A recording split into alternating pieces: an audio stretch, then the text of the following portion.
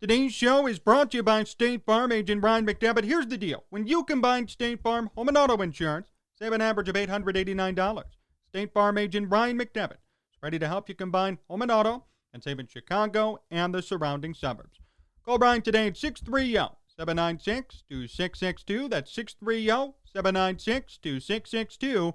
Or visit his website, ryanismyagent.com. That's ryanismyagent.com, and make sure to mention Sports Talk Chicago. Like a good neighbor, State Farm is there.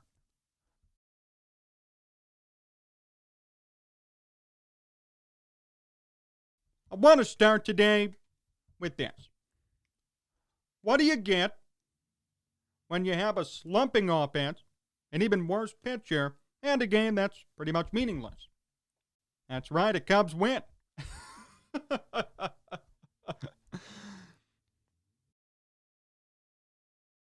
So everybody thinks the slump is over. Everyone's broken out. It's all good. Hey, guess what? The Cubs are going to win the World Series again. Yes. If you believe any of that hype, then obviously you're a fan and not objective. Go on Twitter. After the game yesterday, you'd think the Cubs were World Series bound. Hey, they're back. All of our favorite players that we have a love relationship with are back. Good. Now no one needs to be traded. No rebuild, nothing. Everybody's happy.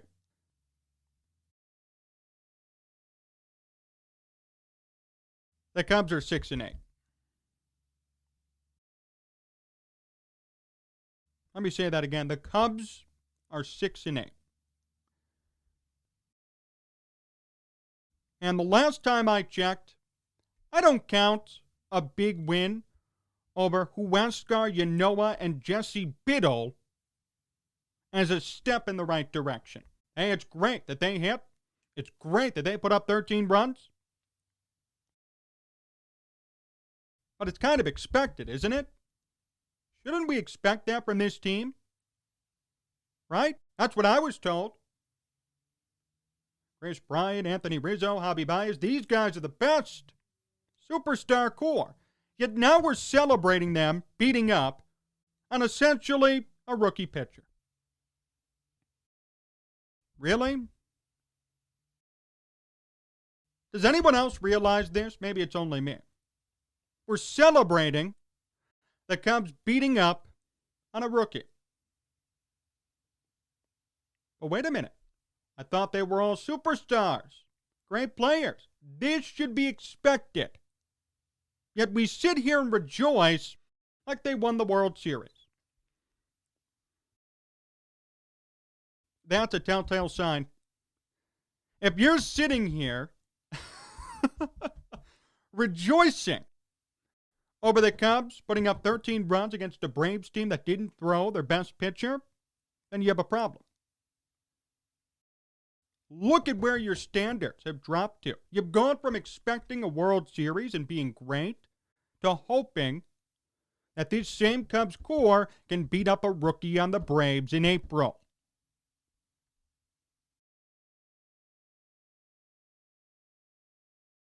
Anyone else want to see this?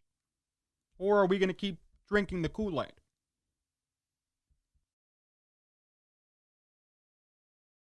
This is what it's come to for the Cubs. No one wants to admit it. No one said a word about it, but it's the truth. I remember when I called Kris Bryant a bust, when I said Kyle Schwarber isn't a legend.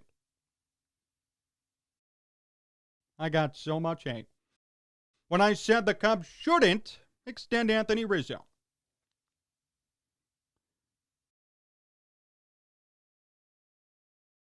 Yet now we're celebrating that same core for putting up 13 runs against Atlanta.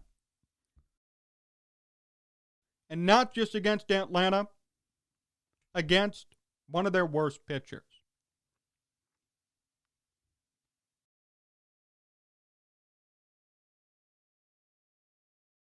What have Cubs fans sunk to?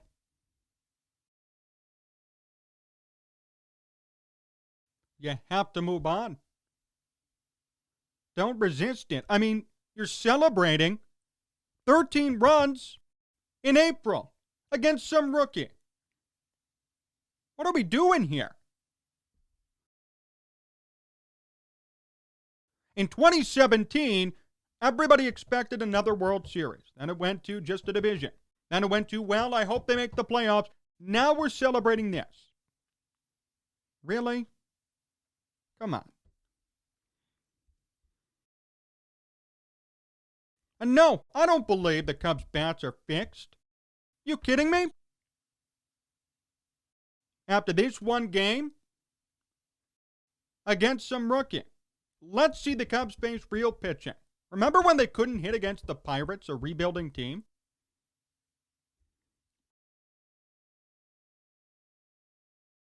Not going to be just one game and everything's okay. Look at yourselves. You're celebrating something that should be expected. Isn't that a warning sign? Shouldn't that tell you something's wrong? But no. No one wants this team to break up. Oh, their lineup's still great. Still a good team. Right. Keep telling yourself that. And besides, not everybody hit.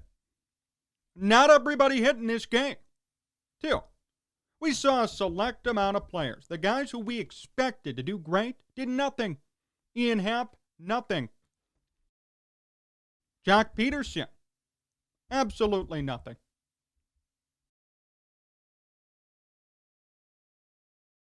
Can you believe that?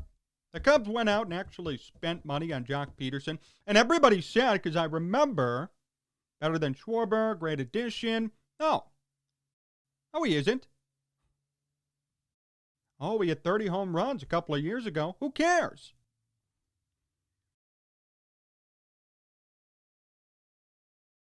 Everybody sees the name, and they're just infatuated. Jock Pederson has a negative .6 WAR. He's actually cost the Cubs almost a whole game so far, just by him being on the team. This early. Is that concerning? The guy's slugging a $182.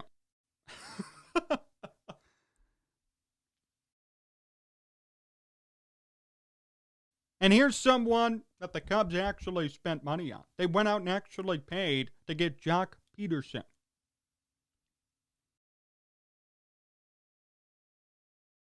I know we all want to believe everything's well and everything's okay and hey, they're hitting again. No, it's one game. The problems don't go away. This doesn't all of a sudden mean they're division champions. There are still a lot of problems with this team.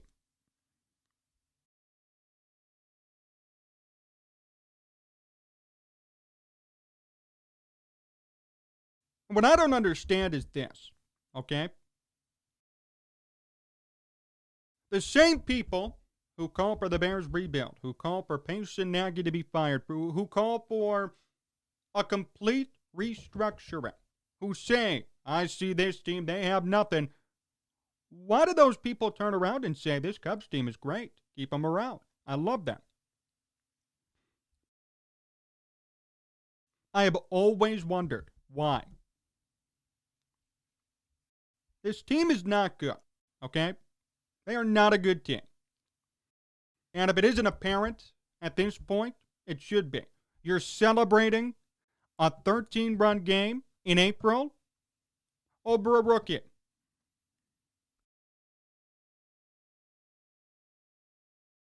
Check your priorities. Cubs fans have gone from World Series to hopefully a division win to hopefully a playoff appearance to no playoffs. Now to let's celebrate when our team, who's expected to be good hitters, hit. I mean, what's it going to be next?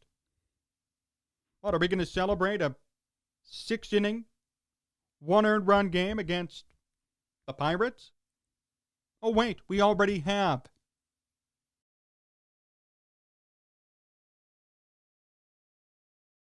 That's already happening.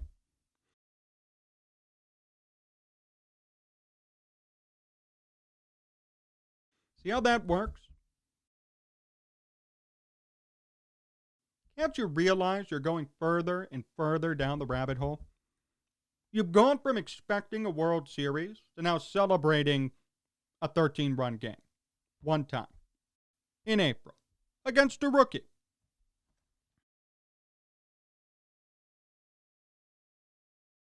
Talk about a fall from grace, but also talk about delusion. How is no one seeing this? How is no one realizing, wow, that's a problem?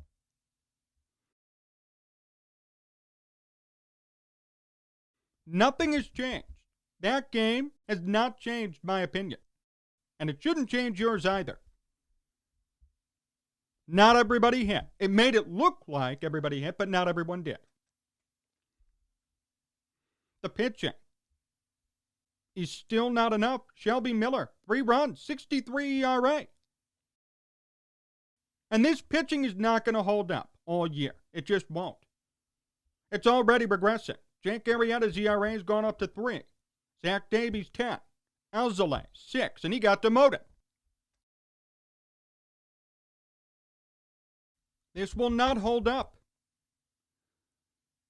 So go ahead and sit here and enjoy the pipe dream that is the 2021 season for the Cubs. But I'm telling you the truth. You could sit here and be a fan and blind yourself to what's really going to come, or you could listen to the truth. The truth is, the pitching is not sustainable. The truth is, there's a problem when you're celebrating a 13-run game this early, and when you have hitters who are quote-unquote expected to do that.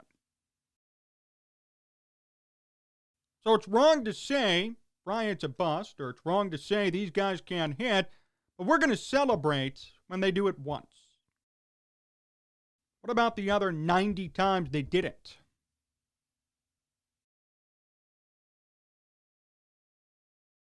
It's just common sense.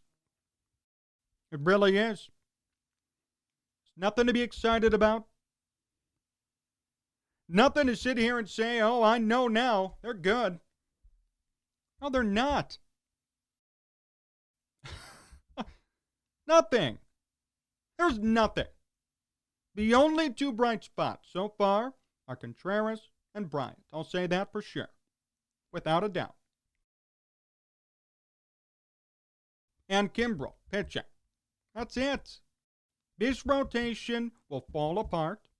And soon, it's already happening. Remember a week ago when everyone said Jake Arrieta is going to win the Cy Young again? Right. That's fandom talk. His ERA is back up to 3.2. I project it'll be at 4 by the time the season ends. And that's being generous.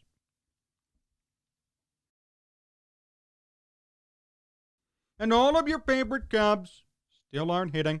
Rizzo, Bodie, Baez, Happ, Pederson. So go ahead and look at one game and make all your judgments. I've looked at all of them all year. And I'm thinking about what's to come and where this team stands.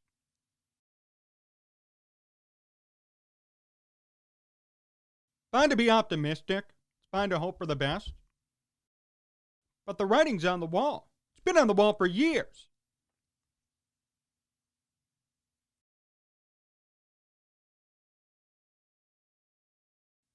Really sit down and think about that. You're celebrating a big win over a bad team and a bad pitcher this early.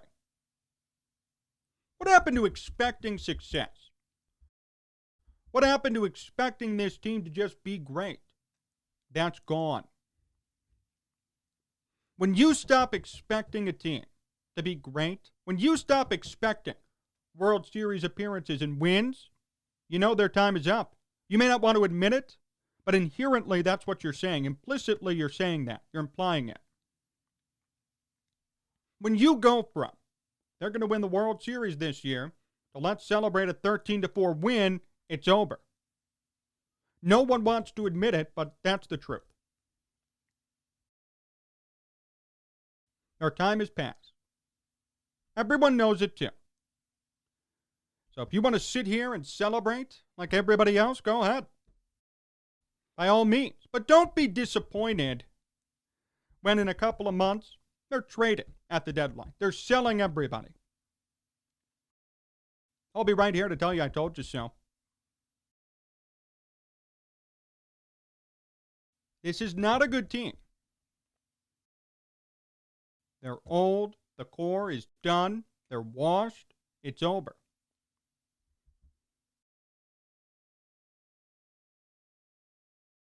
We can't watch one game and say everything's okay, but disregard the 10 that were played before. Everybody telling me it's a small sample size, wait it out. Well, one game is a smaller sample size than anything. And we're sitting here celebrating, claiming the slump is over, everything's okay, they're going to win the division. That's a small sample size. That's a very small sample size.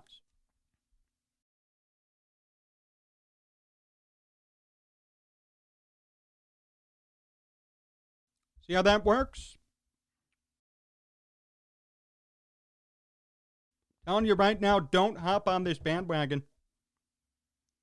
Don't do it. You know what's coming. You know the direction of this team. Good for Bryant, especially in his walk year. Let him make money. Great. But no one else is performing yet. Even though you thought yesterday's game was great, your favorite player still didn't perform. A new free agent signing. He's hitting under 200. 114. How is that not concerning? Don't buy in. Do not buy into this hype. Don't judge this team based off of one good game and disregard everything else before it. There's a long way to go. Trade deadline isn't even here yet. Let's see what happens then. Let's see where this team is. I don't have faith. No way. They're struggling now, and they haven't even faced top talent yet. Let's see him face the Dodgers, Padres, White Sox, interleague play. Then we'll talk about how good the Cubs really are. Until then, I am not sold on them beating up a rookie pitcher and some bullpen piece from Atlanta. Just like I wouldn't be sold if they beat up on Pirates pitching. But the worst part is they sucked against Pirates pitching. It makes them look even worse. Just don't buy in yet. There's a long way to go. A lot of time to see how these guys progress and develop.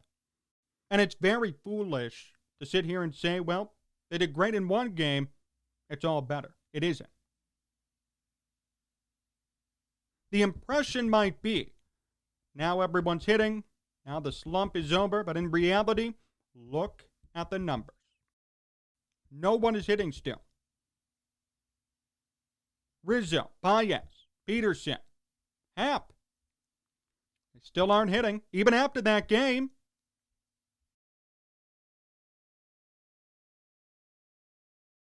Don't be fooled. There's a long way to go. And this team has still a lot left to prove. More to come here on Sports Talk Chicago. My interview with David Hawk comes up next, so stay tuned. Hey, do you want to make some money this weekend? What if I told you I could offer you $250 free to bet on any game you want? Here's what you have to do. Go to sportstalkchicago.com/cash. sportstalkchicago.com/cash. Must be 21 plus, must be an Illinois resident. You can bet $250 free on any game you want for this upcoming weekend. Cubs and White Sox are back. The Bulls are sliding, but they're still playing, and the Hawks, too, are back on the ice. This is, without question, the best time to put down some money and win a whole lot more back. At sportstalkchicago.com/cash. sportstalkchicago.com/cash. You have a gambling problem? Call 1-800-GAMBLER.